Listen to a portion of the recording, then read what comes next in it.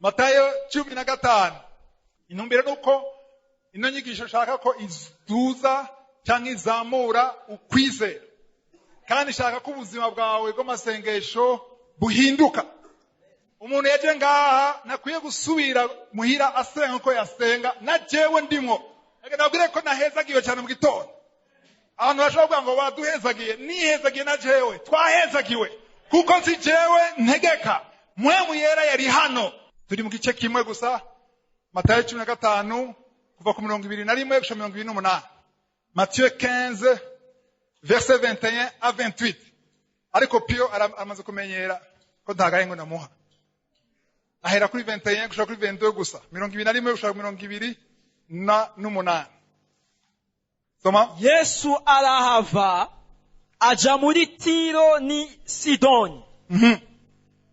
Umunyakananikazi ava mu ntara yaho aratakamba ati, ngirira imbabazi mwami, mwana wa Dawidi. Umukobwa wanje afashwe nabi na daimoni. Woninde ko yivuga? Nashaka mumve ijambo ry'Imana, mumve imico yo muri Israeli.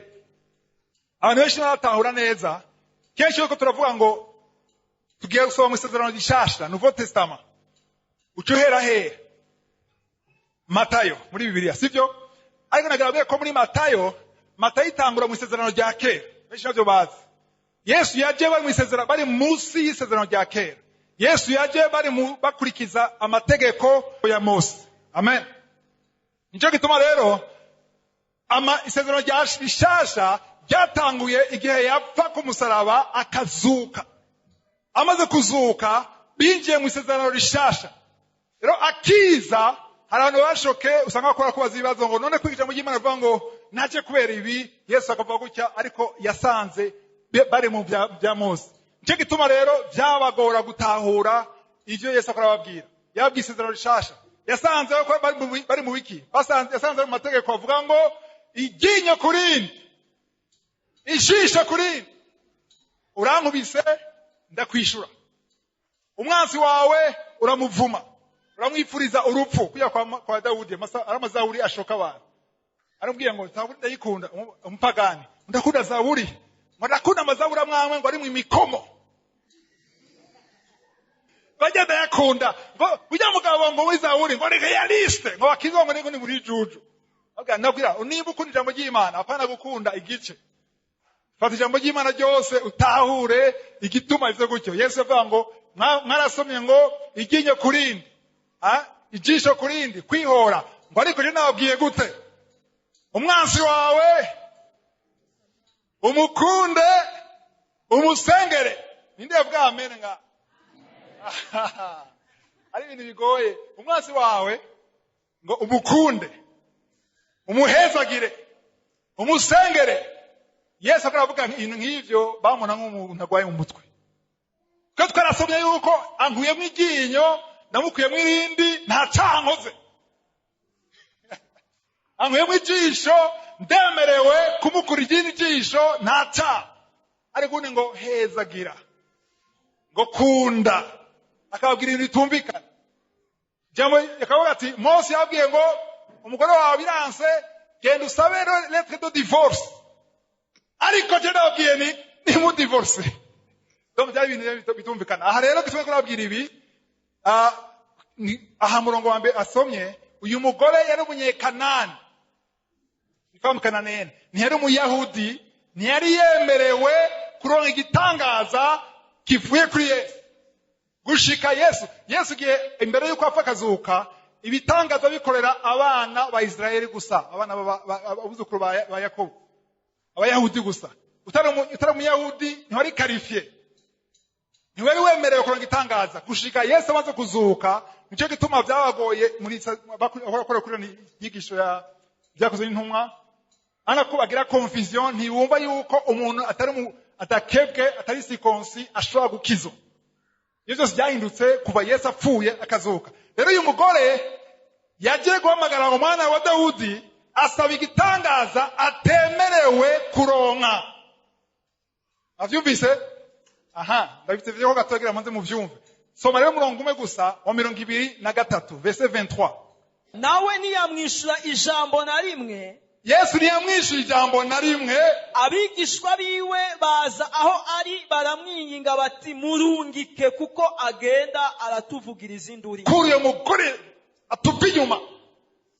Babwiye Yesu ryari nashaka ndababwiye ko tugenda bukebuke inyigisho turimba. Aho twakora mu gitondo nabwiye ati hari spirit twimbe mu ijambo. Ni ryari babwiye Yesu ngo kuri yo sema abinyuma. Ryari barindiriye iki? Igihe yasemerera ngo mwana wa Dawudi, barindiye kuraba icyo Yesu akora. Babona inyishu yari iyihe? Silence radio. Agacerere. Yesu yaramwumvise, abigishwa baramwumvise, abari kumwe na Yesu baramwumvise, silence. Agacerere. Nanyigisho yitwa agacerere k'Imana. Niba tahaba kubaze ngo wiziki ni izinyigisho yitwa agacerere k'Imana. Kweki agacerere k'Imana. Uvuga tuwoza agacerere nakitubwira icyo Imana ivuga. Nje kubereka ni gute wifata mu gacerere k'Imana. Ni gute wifata Imana itavuze, wasenze, wisonzesheje, nta n'inzozi. Hano umufo profete agutsitarako. Hari igihe wa desespere wihebuye, ukeneye no kugira ibinyoma basi, amatwi yawe araryoherwa. Ibyabashikiye, mwe mugira muri muhumwe cyane, je nabibayemo. Mwumva no mubwira ati tumuvuga basi. Vuga iki ntabonye. Naco wari umuvugisha kandi umuvugisha. Ariko naje nagira urugendo rwose gira kumubwira ngo naco wumvise. Nimurashika ahantu mwihebuye. Wumva yuko umengo Imana ishaka kukubwira wewe ibwira uwundi. Ariko nashaka kwereka yuko Yesu yaracecetse atari uko atamwumvise ariko yaramwumvise. Amen. Twabonye zini ahandi hose Yesu muhamagaye ukavuga cyane yaraza kandi akagira igitangaza. Ariko yaramwumva ba Petero babona aracecetse ariko mugora ko basemerera. Hari abantu iyo habaye gacerere bagira gute babivamwo. Icyambere kuye kumenya nuko nubivemo nubwo atavuze yakumvise. Kera na desespera ngazimara mana nubwo utavuze ndazi ko nyumvise. Kandi ejo zogaruka kuko ndazi kunyumva. Satani ashaka kugira ngo ntakumva ngo ntakine gukumviriza ari occupé. Oya ntari occupé arakumva. Kwera iki iturongorwa n'ibyo twisera.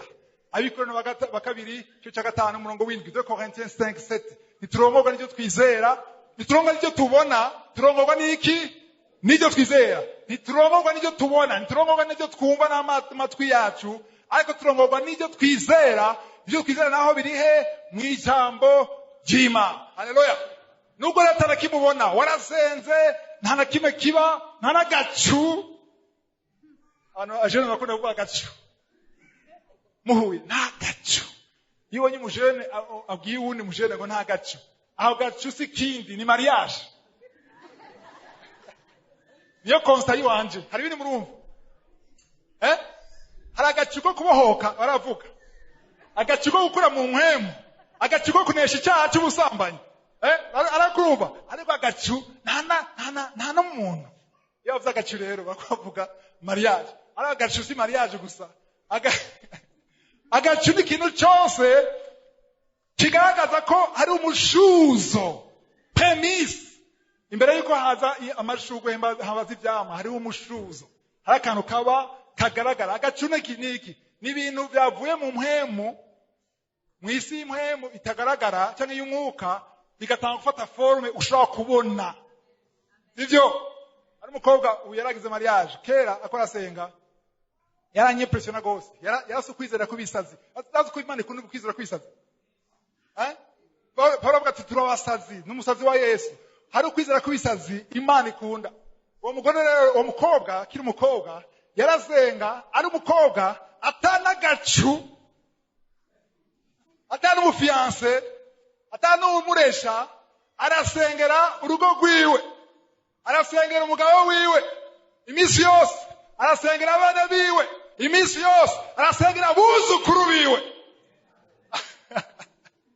ariwe ni fois agressive Imana ishimwe agasengera abuzukuru biwe atarabona n'umugabo bisigura yuko mwamaze kumva benshi bashaka abana bakagura n'impuzu tw'abana bakagira chambre ari bageze chambre y'umubebe arayisiga arandika amajambo aragura berso ari we ninzigeze kugura impuzu ndamubaza ntiracizera nararambiwe ntadutanze ko duhuze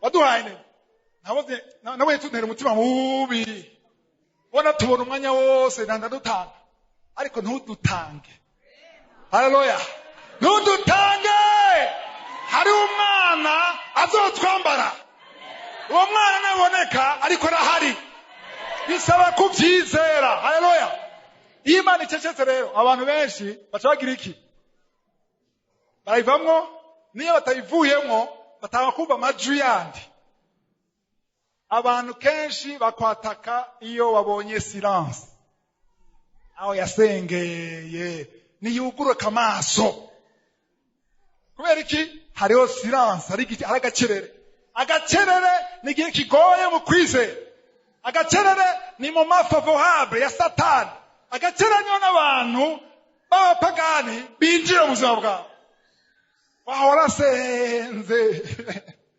barabesha bajya abapastori bayo n'abaesiko satani aza mu matwi akubwira ibintu byinshi kubera agacerere ariko iyo Imana yishyuye naho bagira iki rero ngo ndakora ishima ariko nibona abantu bavuga ariko nashaka kwereka ngene ufata mu gacerere sivyo aba Petero rero abigishwa bari kumwe na Yesu babonye Yesu acecetse haleluya baca baragira umutwaro baha Yesu ari umutwaro ujya mugore w'umunyekanani Yesu yacecetse kubera ko yacecetse kubera uwo mugore ashaka kumutesha umwanya niyemerewe kuronka igitangaza kivuye kuri Yesu muri uwo mwanya avyumva sivuga inyuma yuko Yesu yapfuye akazuka muri uwo mwanya ntari qualifié niyemerewe kuronka igitangaza ariko umvirize neza abemerewe kumva ko Yesu abishura yarabishuye Petero Yohana Matayo bari kumwe baramuhaye umutwaro n'uyuwe kabwire nume katuva inyuma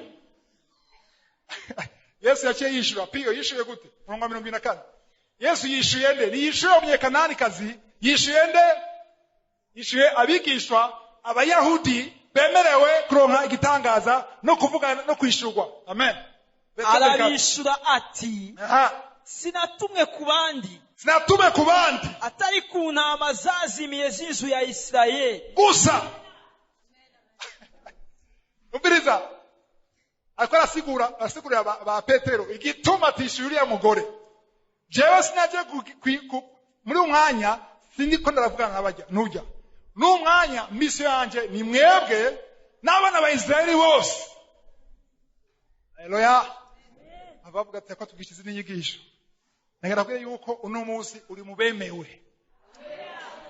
bararuhutse uno munsi uri mubemerewe abari qualifié uno munsi uri qualifié kuri qualifié kwera wakijijwe kwera wizeye Yesu nicyo gituma nimba uri ngaha utarakizwa ndaguhanuye ntuve nawe udakijijwe wegera abakozi b'Imana uvuga uti ndashaka kuva ngaha ndi mu rutonde rw'abantu bari qualifié sivyo wegera abakozi b'Imana uvuga uti ndashaka kumfasha mu bantu bashobora kuza imbere y'Imana bakumvigwa bakishura bakishurwa ndashaka kuba muri bo sivyo ariko kiya gihe rero ujya mugore ntiyari yemerewe rero Yesu arasiguye igituma Mana ishimwe arasiguye igituma hama murongo 25 verse 25 ubwa mbere mwumvise yuko yanse kumwishura yacecetse abegereye Yesu avuga ati mubwire atuve inyuma haleluya wa mugore nawe yumvise ko Yesu atamwishuye yabonye yuko abari kumwe na Yesu bamubujije kumwumviriza yavyumva ariko ntiyashizwe. Abantu basenga bagaca bivamwo n'uburaba baracana. Harantu arashika. Harantu ugera ukavuga uti sisubira inyuma. Sisubira inyuma kuko sifisi yo nsubira. Kenshi usubira iyo ufisi yuja. Biranse nta kundi. Uradodora biranse. Umwana wawe aragwaye. Agira apfe. Hari umuti umwe ushobora kumukiza. Uwo muti uri mu nzi wawe. Ndakudodora ko urase kunyugurura ngo urasinziriye. Ndazi ko usinziriye, umwana abanje agira apfe. None asubira inyuma muhira ngo nta kundi arasinziriye. Kasubire muhira. Ndabomora. Umuryango wawe ndawubomora. Umwana wanje agira apfe urasinzira. Byuka! Urabereka gusa agresivite ikibitera. Urafise ukwizera yuko uyo mugabo ndazi yuko afite ubushobozi. Ndazi yuko yazuye Lazaro. Narumvise yuko impumyi zuguye amaso. Narumvise ko ibibuga bihaguruka. Umuntu yamaze iminsi 4 yapfuye akanuka akazuka agasohoka atambuka. Umwana wanje urumva uwo ndazi yuko nta gukekeranya muri we yuko Yesu afise ubushobozi bwo kiza umwana wawe. Bega aho bivamwo wibaza ko Yesu yananiwe. Yesu yananiwe. Yesu ndashaka cyangwa wibaza ko Yesu adashaka. Mbega uri karifiye cyangwa uri karifiye? Uremerewe kuronka itangazo cyangwa nturemerewe kuronka itangazo? Mbega ari isezerano ngo maze gusoma mu ijambo ry'Imana yuko mu mishago yiwe abantu bagwaye bazokira. Iryo sezerano rirakuraba. Nimba ari kuraba kubera kubivamo. Nabwiye ikintu kimwe. Ntusure kwemeraho agacerere kagutuma ubivamo. Ntusure kubivamo ko agacerere. Persevera, kovya, dodora, titiriza kuko ni muzima. Ubushobozi bwiwe ntibwashaje. Haleluya. Burya bushobozi buracyahari uno munsi. Vuga tuzi buracyahari. Bisubiremo tuburacyahari. Uyo mugore yabitahuye. Yabitahuye gusumba bajya avuga ati murahuma mwabagabo mwe sibwe nondera. Ndazi uwo ndondera. Nubwo abantu bagutwenga bakaguseka bakavuga amajambo bavuga ati ibyo ni byanyu. Baragututse ibyo ni byanyu. Jewe sigeneye mwebwe ibyo muvuga. Mbisa ndazi uwo ndondera namushikira. Imana twigishe ko murondera tumushikira. Pio tubwire byo yakoze. Verse 25. Uwo munyakanani kazi amushikiriye aramupfukamira. Ati ntabara se mwana. Imana ishimwe. Mu Kirundi bavuga aramupfukamira. Mu Gifaransa bavuga ngo prosterner. Mu Cyongereza bavuga worship. Sigura adoration. Yaciye adora.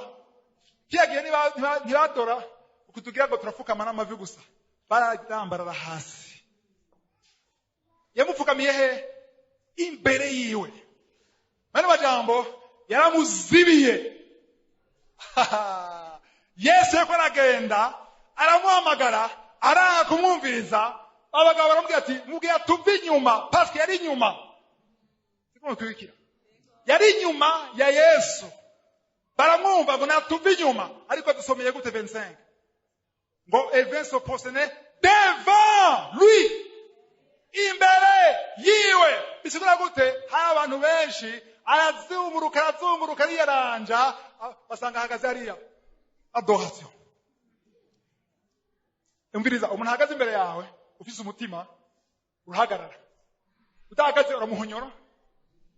Tabonye naho cukwepa hariya. Ariko yakreye situation ituma Yesu ahagarara. Nukeye atmosphere ituma ndiho ahagarara. Nivyo ariyo kipe mu bindi ariko adoration yawe yashobora gutuma ahagarara. Bega amasengesho yawe ashobora gutuma ahagarara. Imana ishimwe. Amasengesho yawe arimo adoration. Nabahaye akarero k'umuntu akunda amata. Abantu benshi bagudira amaboko ko bakunda amata. Ko banywa amata, ko bayakunda. Hari abayanywa gusa, hari n'abayakunda cyane. Tamvuga mwingira mbaze abakunda amata. Kandi ubu barimo muri Kristo ya kabiri, sivyo? Ndabaza abakunda amata, ni hamwe ikirahure cyawe 2 litres cyuzuye amata, ho korekeramo isazi. Arongeye ngo ntagotomera ngo nopfa kuyanywa. Ariko umuntu azi ayisho navuze muri Kristo ya mbere. Umuntu azi ahisazi ishobora gushika hose. Aho yoba yaciye imbere mukino bango wanka iki. Kera muri sixième, je ndo wakera, sixième primaire. Niho concours yagera bashiramo ikirundi muri concours. Kuko imbere yuko je nshika muri sixième primaire, concours national bagira iki France ni mathématiques na français gusa. Shitse bashashamo ni kirundi. Twatwicaranye niga kuri Stella. Twitcaranye n'abana kuri école indépendante. Bamwe batazi kirundi na gato. Ngo matava hehe abana muri indépendante bava kwikinga. Kuko babona ikinga izana amata muhiri wabo. Hanyuma ubundi hungu bari kumwe. Twicaranye bamubaza ngo wankisazi bagira gute atakanuka ngagura bayigone wakisazi agura bayigone ariko wankisazi nagura bayigone wankisazi atayiki ikintu cyose kibi n'ibintu nashobora kuvugira ngaha byose bibi biratira kujya confiture canke ibintu by'isukari byatira ubusurira ikintu nuka bibyatira isazi. Yasubiye kubaza abakunda amata. Amata yawe 1 litre hakuyemo isazi. Yanywa. Oya. Yumvire none oshobora gusesa amata yose kwera gasazi kamwe. Ako gasazi kazanya amabakteri menshi. No mu mutwe wawe umva bidashoboka, sivyo? Nageranye nabwiye yuko nako nasenga, niko nategura inyigisho. Iyi nyene ya adoration, ndonka vision, mbona ikirahure cy'amata hacaza gasazi pup. Umuntu ashafata amata ashayasesa yose.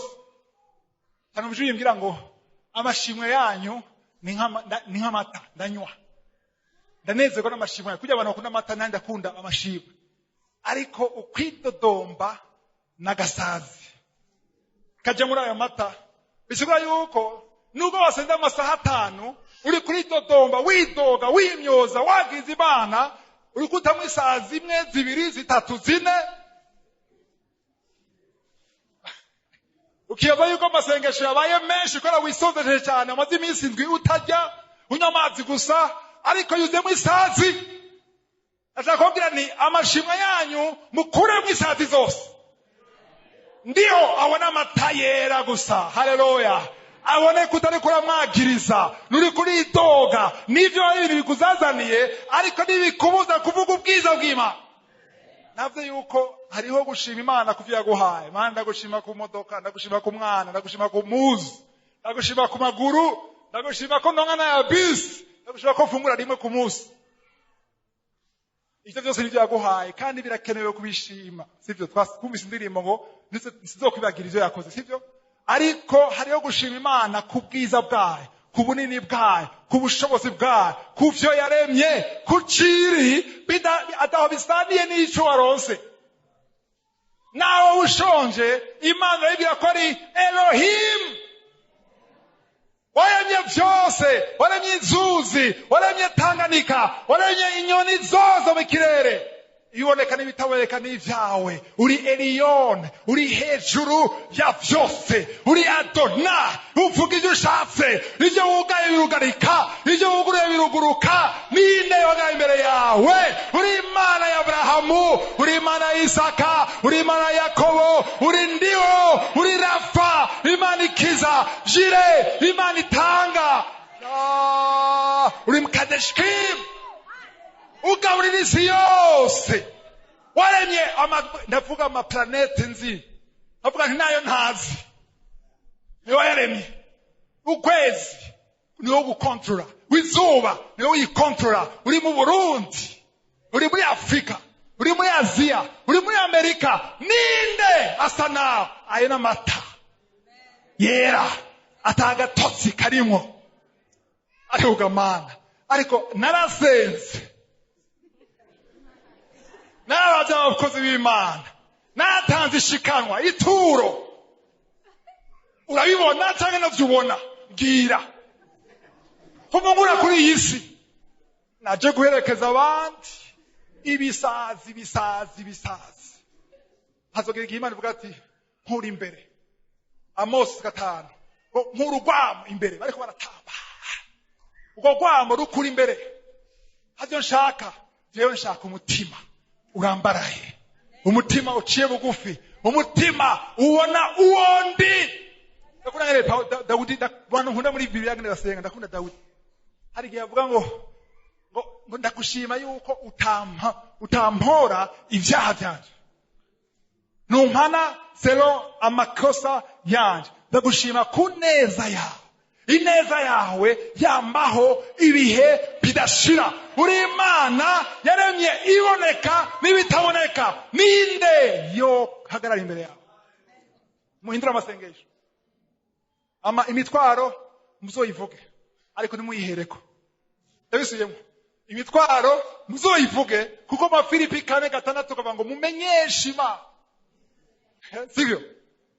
Ndabaze Imana hagize kwereka iba muyimenyeshe.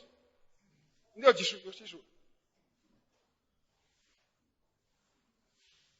Unobwira ngo goro menyesha ngene nitwa. Navyibagiye. Ndashaka kuraba ngene ubivuga. Uri cya kindi batubwira niyo. Yo ni wewe. Ndashaka kuraba ngene umvuga. Ndashaka kuraba nyifato yawe. Ndashaka kuraba ngene unzi. Barabwiye Yesu, bavuga ngo Eliya, anavuga ngo umwe mu baprofete, tuse kumwize abandi bavuga. Wewe uvuga iki? Mwe muvuga ko ndinde. Kwereka Yesu yitaho ngene mu muvuga, ashaka kuraba ngene mu mubona. Petero avuga ati uri Kristo, umwana w'Imana. Avuga ati sinyama n'amaraso bibiguhishuriye, ivyo upfuze ni mpwemu yera. Haleluya. Hari amasengesho ahishurirwa n'umubiri, ari motivé par la chair, n'amasengesho ari motivé par l'esprit. Cyo gituma avuga ati menyesha, mbwira, nditeze, vuga. Cyo gituma mu gusenga ifo kuvuga. Imana ishimwe. Rero ngaha twagusoma rero ngene Yesu yarishuye bajya 24 wayivuze nabishuye. Naje kubana wa Israeli gusa. 25 mwumve, nashaka mubirize ingene umugore abikoze. Yaciye azango yagize gute? Twavyubise. Yaje imbere, yarazungurutse aza imbere. Verse 25 wayisomye? Amen. Nabwiye yuko kuza guhagarara imbere, kuza konturuna, yahinduye, yagize ikintu cyitwa strategy. Yaravuze ati ninaguma inyuma ndahera inyuma. Bajya abagabo ko babona bari iruhande yiwe. No serma baramubwira aha convaincre, n'abanyambwira ati mbi inyuma. Avuga ati nge nzunguruke, agena imbere acara adoha. Agena bakwiye yuko adoration cyangwa gutazira ni ikintu ndiho adashobora kwihanganira. Navuga ni ibintu byose dufise, ibintu byose nta na kimwe dushobora guha Imana. Bavuga ngo Imana narayihaye umuduga wanje. Mana naguhaye umuduga wanje, naguhaye inzu yanje, naguhaye icyakabiri cy'amafaranga yanje. Niki no guha none? Navuga ikintu kimwe, nta na kimwe ushobora guha Imana. Urashobora enabwire uhaye Imana ikintu nukuyonoha, nukuyesha icubahiro, kuko ijambo ry'Imana muri Zaburi 24:1 Psalm 24 verset 1 havuga ngo isi yose nibirimwo byose, n'amafaranga arimwo yose, n'inka zirimwo zose, n'imiduga irimwo yose, n'abana barimwo bose, ibiboneka n'ibitaboneka byose ni by'Uhoraho. None wowe Imana ikintu cyonyine ushobora guha Imana, ushobora kibona muri Hébreux 13:15, mu Heburayo 13:15 ngo mutange ikimazi cy'amashimwe. ndavuze ikibazo cy'amashimwe. Imana yaturemye kugira tuyitazire, tuyihe amashimwe, tuyitazire, tuyadore. Nicyo kintu cyonyine idashaka kwiha, ntishaka kwiyadoha, ishaka ko tuyadoha. Haleluya. Nicyo gituma rero iyo uje muri adoration ugahimbaza Imana ukayitazira, ushizeho ikirere gituma Imana igira gute, hari umuntu nga twumvise muri kare twasomye wa mugore yarwaye utinyanka imyaka 12 yarakoze ku mpuzu ya Yesu. Yesu amukoze ko Yesu cyahagarara, aravuga ngo hari umuntu ankoze ko. Ararondera muri abantu bose, ninda nkoze ko numvise ubushobozi bumvuyemo kubera ukwizera. Rero adoration yakora ku mutima w'Imana. Ndagaragaza kwimagina Yesu akora avugana n'abaje badisiple ko yakora bishura yuko atemerewe ataze kubana batara Israel. Hanyuma bazamubona hari imbere ari muri adoration. Ndashaka kwibaza ko Yesu akora avuga ngo rumva jewe sinaje kubera abana hari ikintu mbonye hajya. Charahagarara. Haleluya. Acharahagarara. Ariko iyo acte y'umugore yakoze yatumye Yesu avuga. Cette fois-ci atabwira abigishwa ariko abwira iyo mugore nyene. Kweke yamubwiye kubera adoration. Mani shimwe. Jewe ndababwira ibintu sinasomye ibintu abayemo. Ubuzima bwanje bwose aho ngeze no munsi ni kubera adoration. Kubera worship. Namuza ngo yamvuga umwana wanje kwaje twaraganiye gose twanije mu gihima. Ndamubwira nti nimba wewe uri ngaha kuri iyi si ni kubera adoration.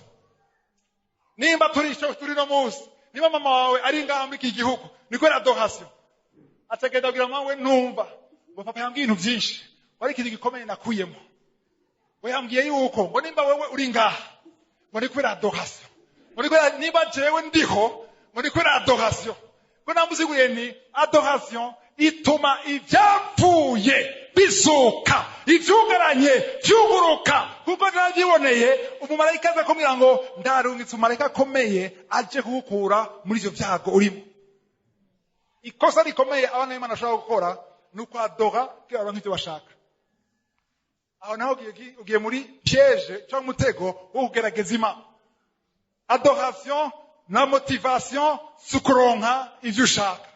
Motivation nukuba aho ukwiye kuba, nukugira imigenderanire na ndiho, nukugira ndiho agaragare mu buzima bwawe. Ibitari byo abikureho, ibiri byo abishireho. Haleluya. Nukubuhamagara mu buzima bwawe. Yesu ashimwe. Yesu rero yaciye yamwishuye yamubwiye ikigapiyo 26:26. Yesu aramwishura ati, si vyiza gufata umutima w'abana ukawuterera utubwa. Biyo uje gutukana muri eglise. Inda akabwa ninde? Inde kabwa. Ko mutinye kuyivuga. Mwishengero bari bituma umuntu wambwawe. Apana wambwawe wakabwa. Inde kabwa? Ko mutinye kuvuga. Uriya mugore nakabwa. Niko Yesu bivuga kuko ico gihe nabwiye ko Yesu yashitse babona yuko abo bantu abana n'aba Israeli abayahudi abatari abanya-Israeli nabo nutubwa. Muri Matayo 7 Yesu aravuga ngo siviza guha ibintu agaciro kabihutubwa. Sivyo mwana majambo abwiye umugore sinzigara ubona iyo report uri kwa muganga bagiye gupima ko gwaye cancer bakwiye ngo usigaje indwi 2 upfe. Ana majambo abwiye umugore ngo wewe si byiza ko icyo kurasaba mu nyubize ngahare harakomeye ngaha. Icyo kurasaba numukate. Umukate ni iki? La guérison y'umwana wiwe y'umukobwa wiwe. Cyo gitangaza kurasaba numukate. Ariko wewe nturi qualifié. Na sezerano ituma wowe uronkera gitangaza. Wena majambo babunzira twigire. Ari wewe Imana ikubwiye ngo ntusubire kunsaba wakabwa. Ucuvuga gute? Ari ugeze ngo. Ucuvuga gute? Akundi. reka nibera akabwa basi ariko urubahuka nanzi oya reka tubisubiremo oya n'ukuri oya bo ivyo rero ivyo muhimwe ndabivuyemo uti ndakabwa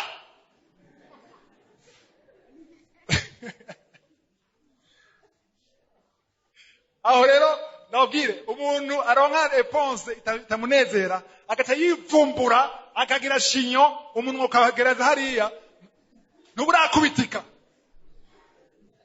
byukuri ntuburakubitika wewe umuntu w'umuhizi icyo akeneye ni kimwe gusa akeneye kumenya yuko mbega uyo muntu uyo mugabo Yesu ndamwemera uyo mugabo Yesu ndamwemera ikibazo ufite ni kimwe gusa mbega Yesu arabishoboye mbega uyo mugabo arabishoboye nashaka nshira amate mu maso nashaka mvume nashaka nyirukane nashaka ntuke ndamugumako ndamwumirako mbega urazima dusengiye ariyo si imana y'akazuyaze ni imana ivuga n'ibitahari bikaba ntizura gusa byapfuye kuko referanse abantu bavuga ngo yarazuye Lazaro cyenda muri kurasenga sivuga Lazaro Jevuga waremye Adamu mu mukungugu uramuha igifua uramuha isura nziza umukungugu si ivyo gusa wafasha akagufa umushira muri anesthesi uramusinziriza havamo umugore mwiza ubushobozi bwawe ntibwabaye expiré ubushobozi bwawe ntibwashatse ndabona ubushobozi bwawe rero bino yambwiye ngo ndakabwa nawe banga urakabwa ariko ukaronka icyo ushaka urumirako uyu mugore amaze kumubwira ngo nakabwa yamubwiye bose bumva yavuze murongo wa 116 nashobora kubwika imbere ko tubandanye iyi raporo iyi statement cyangwa amajambo Yesu yavuze aratandukanye n'ico uno munsi Yesu avuga kuri twebwe abizera fataka rero umuntu ashaka gukira ingwara hariho ijambo ry'Imana ritabira kuri akabwa ikoreka kuri qualifié yuko mu izina rya Yesu ushobora gukira kubera imishagu yiwe mu kwitwa kwiwe maraso yiwe wararonse uburenganzira bwo gukira ari ijambo ry'Imana rikira neza yuko nimba uri umugambi w'Imana nimba uri umugore hari umugabo waremewe nimba uri umukobwa uhagarara ku ijambo ry'Imana uhagarara uzi neza ko uri qualifié ikibazo nuko uno munsi abana b'Imana bari qualifié basabivamo ariko umugore atari qualifié yabigumyemo nashaka rero twikebuke ari imisiyo karayita mu twikebuke biracaba twikebuke twikosore tuvuga tuti nimba utari qualifié ashobora gusindiriya agatitiriza akaronka icyo ashaka na jewe ni muri position nziza kuko uri gusaba Imana icyo ishaka kuguha agacerere k'Imana ntigakwiye gutuma ubivamo bigumemo kuko ufise isezerano ntibisaba kumuvugisha bikuvuga ko bisaba gusa yuko umenya ijambo ry'Imana rivuga kuri wewe amasezerano saba avugisha nyama n'amaraso gusa amasezerano ni menshi mu ijambo ry'Imana hagarara ku Imana yavuze haleluya hagarara kugene ubona Imana n'ubushobozi bw'Imana uyu mugore rero yaravyumvise ko arakabwa ishiramukundiye ishiramwigiye ko ntiyahariye ko atarakabwa hari umuntu yovuga mu mutima wiwe akabwa reka basi ndavyemere nta kundi ego basi ndakabwa ndabizi ariko cyavuga iki gapiyo murongo wa 27 mwumvirize neza nawe ati nkako bizigura iki ndiyo je me présente madame Kabga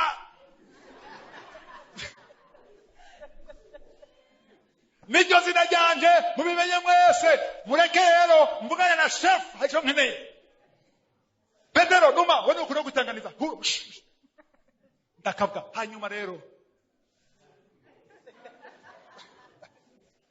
ndabwire hari ubutumwa bwinshi, hari inyigisho ikomeye ngaha komeye ni nkako bavuze ati ndabyemeye ndakabwa. Soma rero Vincent. nkako mwami uko utubwa natwo twirira utuvunguka dukorokera munsi y'imeza y'abanyenetwo. Ntushobora kubyumva ibi utazi imico yo muri Israeli. Nageze gusesangura nabaza kubera iki umugore ashatse kuvuga iki ngaha. Bacambwira ngo mu mico yo muri Israeli umugore yarazi ibyo akora avuga, Yesu yarazi ibyo akora avuga, abayuda bose ari ngaho bari bazi ibyo akora avuga. Abantu bafite imbwa imbwa dutubwa yavuze bariko barafungura ku meza, imbwa zaza ku meza turakora ko barafungura, akabwa kama gahagaze kari muri position karindiriye imivunguka gusa, kagasubira ubuvunguka ari gihe wasanga byaguye ku meza gacuba kabwa. Ahantu hamwe turatugenda gufungura ahantu muri jardin hari akayabu, aho kayabu kagenda kuri table yawe kagahagarara à distance kama kokora amaso karindiriye ko uhavuga terera ikintu, naho kirukana karasubira inyuma mugaka kama kari muri position yo kwakira kandi kaba karonka cyo bakabandanya. Rero utubwa ko aturindiriye utuvunguka, uwo mugore avuga ati ndabyemeye ko ndakabwa ntemerewe umukate, ariko ko ndakabwa hari ibintu nemerewe. Nikomeye kwinginga, hari ibyo nemerewe udashobora kumbuza. Urambuza umukate ndiyo ntako ndakabwa, ariko utuvunguka natwo mbega utubwa bitwemerewe kujya utuvunguka. Hano rero hariho strategy, navuze strategy tugitangura. Strategy komeye ntimwayumvise. Umukate wo kwa Simbari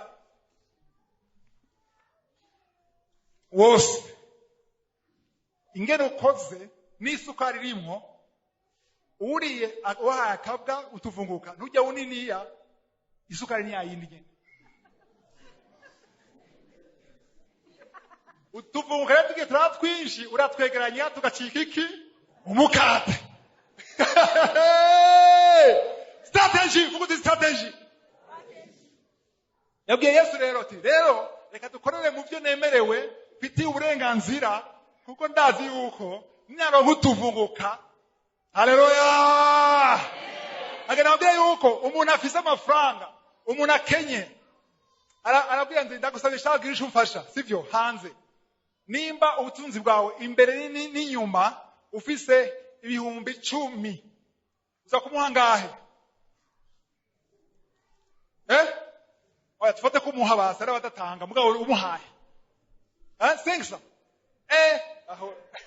Imbere n'inyuma ufise bimira mu sengsa. Okay. Imbere n'inyuma ufise ibihumbi 100 wocu umuha ngahe kamukubize kuri nyene wa sengsa. 5,000. Imbere n'inyuma ufite miliyoni 15.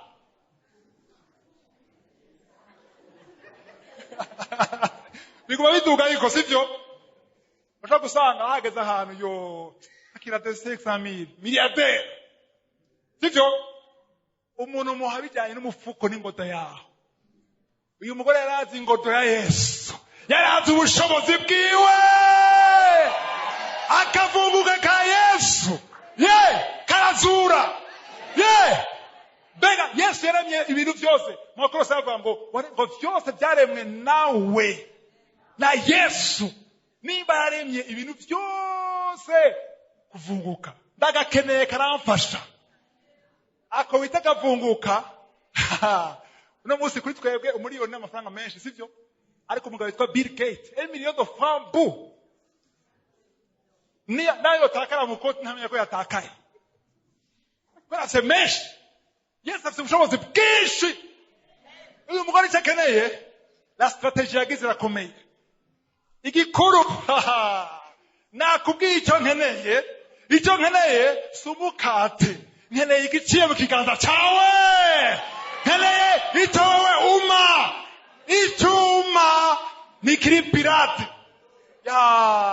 Bana dufashe tuvyumve.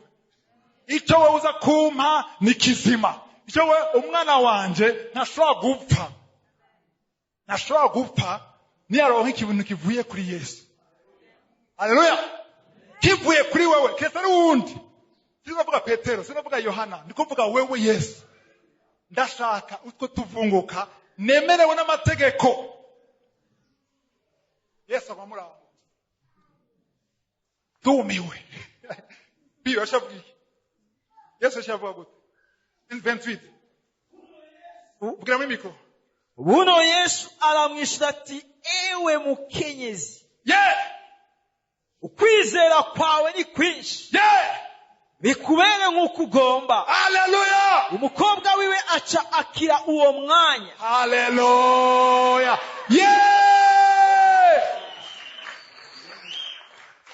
Ndabwira ikintu kimwe. Inyigisho amaze kwigisha kenshi. Kenshi nigishije ngo uyu mugore yaronse umukate. Ariko nahishuriye ko ataronse umukate. Yaronse utuvunguka. Turakiza umwana wiwe. Kuko Yesu avuze ngo bikubere uko ubishatse. Bikubere uko nyine bivuze. Uvuze ngo ndakabwa mutuvunguka. Haleluya. Uko tuvunguka turakijije umwana wiwe. Ikintu cyose ukeneye kizoce mu minwe ya Yesu. Ntuzokurondera imigisha y'ubusambanyi y'ubeshi. Rondeka icyo mu nzira ya Yesu. Bivuye bikeya bivuye kuri Yesu. Iyo bivuye kuri Yesu biri protege. Haleluya. Ikintu cyose Yesu azoguha ni kizima. Gashake kabe gatoya kazoba ari urubuto ruzovamwo ibintu binini. Icyo ukeneye Mana mfasha tuvyumve. Mana dufashe tuvyumve. Urakeneye kivuye kuri Yesu. Imyaka ngeze ko apfe ko ari umuhungu. Oya, ntapfe ko ari umuhungu. Apfe ko avuye kuri Yesu. Ntapfe ko ari umukobwa. Apfe ko avuye kuri Yesu. Icyo ukeneye ni kivuye kuri Yesu. None gamana, kaya kazi nagakeneye. Ndashaka nyene zoshinaguda ntezagira umurimo wawe. Imana ikeneye ko ugenda kuvyo ushaka. Rondera akazi kavuye ku Mana. La question zo kubaza Imana, mbega kavuye kuri wewe? Kavuye kuri inde? Kavuye kuri wewe. Kavuye kuri wewe sindekura. Imana ishimwe. Aha turabereka umurongo wa 28 verset 28 hari ikintu gikomeye gose kibaye. Yesu yakoze ivyo atari gukora. Yakoze ibintu binyuranye n'ivyo yemerewe gukora. Kubera iki la loi yabaye brisée. Kubera iki itegeko ryasambutse. Kubera iki yabivuze Yesu kubera ukwizera kwinshi. Ni muvyumva mwego bamene mwese. Kuko iyo ukwizera kwinshi hariho kurazana bonus. Ukwizera kwinshi kuraguha ivyo wari kuronka n'ibitari kuronka.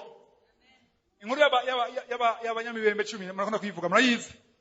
Abagabo 10 b'abanyamibembe bagwaye imibembe barasemerera babwira Yesu at distance kwera abantu baremere kumwegera bamubwira ati dufashe dukire. Yesu avuga ngo genda mugire gute mwiyereka abaherezi cyangwa abatanzi cyari ikintu kizira kwegera umutanzi cyangwa umuherezi. Yesu abwiye mission impossible. Bega mwana ko muri Bibiliya kenshi Imana hari igihe ikoresha ibintu impossible kugira iheshe icubaye kandi ipima no kwizera. Murazi inkuru ya Eliya yari mu bugaragwa mu butayu. Imana imubwira yagera mu kibanza, ari buce kibanza Imana imugaburira gatatu ku munsi ku murango bw'itondo no ku mugoroba. Yamugaburira niki? Yamugaburira inyama. Yumvirera inyama wicaye muhira kurakina makarata inyama n'umukate. Imana ikitahora ikosha situation impossible. Muhammed wa mbere cece 10 nzobusoma 1 roi 17 ishifata igikona gikundi inyama bwabara kugerekane ko ari iyo nyine bikoze. Nta gikona gisho kuri inyama ngagushika hajya kitaradokora. Ibishoboka. Icyo gikona cyatwaye inyama mu kanwa n'amero menshi. Amero mu Kinyarwanda bavuga gute? uburoho baravyumva nyabana ngira irari n'irari byinshi ariko kiragenda kuri Eliya akira nta kundi warahezagiye uragahezagiko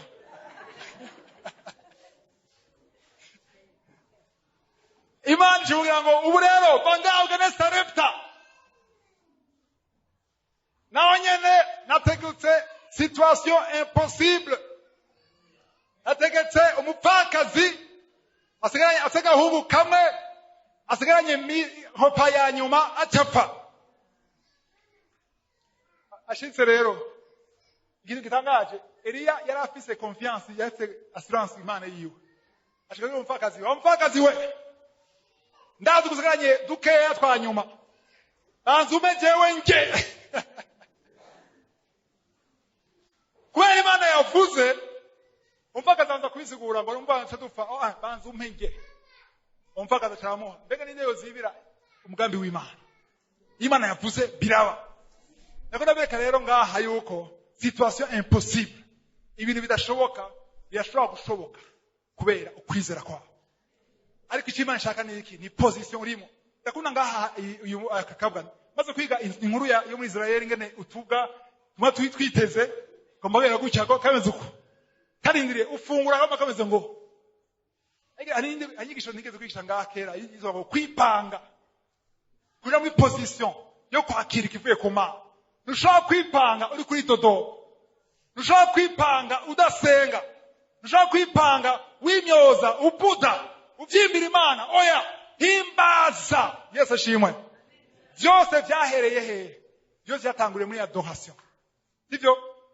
byatanguye uyu mugore yatanguye strategy ya mbere yo gusemerera nkuko nawe ushobora gusemerera mu masengesho sivyo urasemerera hakaba amajwi akuzivya hakaba amajwi aguca intege hakaba ivyumviro vya satani hakaba amaciconstance akorera ko bidashoboka ariko nimba wabonye ko Yesu afise ibyo ukeneye nuveko nubwo atavuze hindura strategy uje muri adoration azovuga haleluya uyu mugore yamubwiye ibitamunezera bidahuye n'ivyo yashaka kuko ntiyari qualifié ariko ndashaka ntumhereze ngaha uri